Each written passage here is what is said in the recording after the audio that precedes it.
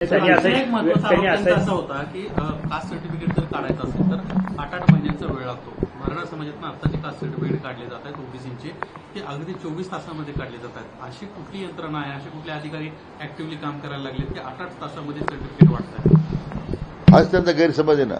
असं कोणी 24 तास दाखले देतच नाही. आजही ज्या तालुका स्तरावर गाव स्तरावर ज्या समित्या नेमलेल्या आहेत त्या समित्याकडे लोक अर्ज करतायत. आता त्या भागातील लोकांची मला तक्रार येत आहेत की समित्या काही ठिकाणी गठीत झाल्या नाही, काही ठिकाणी आमचे अर्ज स्वीकारले जात नाही.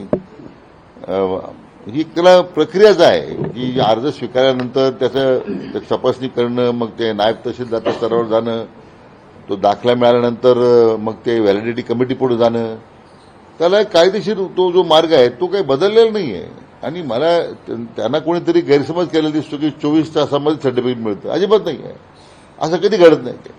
ही जी लागणारी जी प्रक्रिया लागते व्हेरिफिकेशनसाठी किंवा या प्रक्रियेमध्ये जो काही कालावधी लागतो तो लागतोच आहे. मला वाटतं हाच मुद्दा मी सांगत होतो की हा जो एक गैरसमज झालेला आहे, बऱ्याच गैरसमज पसरवण्याचा प्रयत्न होतोय, विनाकारण ओबीसी विरुद्ध मराठा असा जो वाद निर्माण करण्याचा प्रयत्न होतोय तो तो खरं म्हणजे आपण तो विसंवाद थांबवण्याची गरज आहे. हे पुरोगामी महाराष्ट्राला हे अशा पद्धतीची विचारधारा परवडणारी नाही आहे.